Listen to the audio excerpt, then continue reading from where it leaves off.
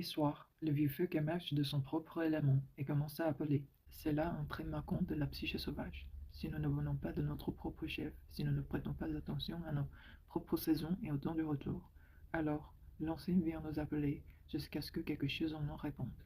Dieu merci, plus le besoin de rentrer est pressant, plus l'appel se fait fort. Il est lancé à chaque fois que tout est trop, dans un sens positif ou négatif.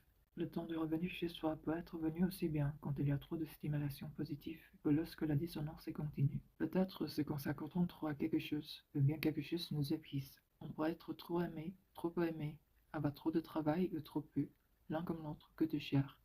Face au trop, notre cœur se dessèche progressivement, notre cœur se lasse, l'énergie se fait rare, et un mystérieux désir de ce que nous nommons dernièrement quelque chose monte en nous. Alors, l'ancien nous appelle.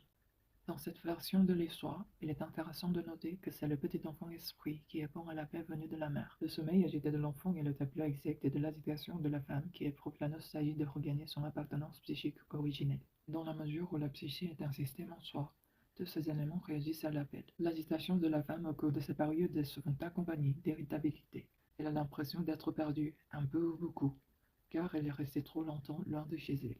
Ce sentiment est normal, car il transmet le message qui dit reviens maintenant. La femme est déchirée parce que, consciemment ou inconsciemment, elle entend que quelque chose l'appelle et demande de revenir, et ne peut lui dire non sans se faire du mal. Si nous ne rentrons pas à temps, l'âme vient nous chercher. L'enfant s'en va dans la nuit pour répondre à l'appel. Il est fréquent dans le conte de voir le personnage principal découvrir une étonnante vérité ou retrouver un trésor en tâtonnant dans le noir, qui en a fait mieux ressortir la lumière, la merveille, le trésor que l'obscurité. Cette image portant sur la traversée de l'obscurité comporte un message immémorial.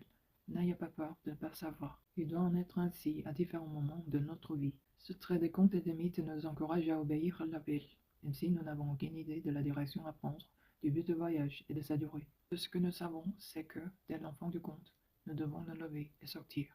Nous pouvons tâtonner quelque temps, nous demandons qui peut bien nous appeler, et nous finissons par buter sur la peau d'âne. Alors, nous entrons invariablement dans la phase de parfait, je sais ce dont j'ai besoin. Pour beaucoup de femmes, ce n'est pas la recherche de la peau d'âme dans l'obscurité qui leur fait le plus peur. C'est plutôt la plongée dans la mer, le retour chez soi proprement dit, et surtout le fait de s'en aller. Même si elles se réintègrent, si elles réenfilent la peau de phoque, et s'apprêtent de départ partir, quitter ce qui les occupait, n'est pas facile. Pas facile du tout.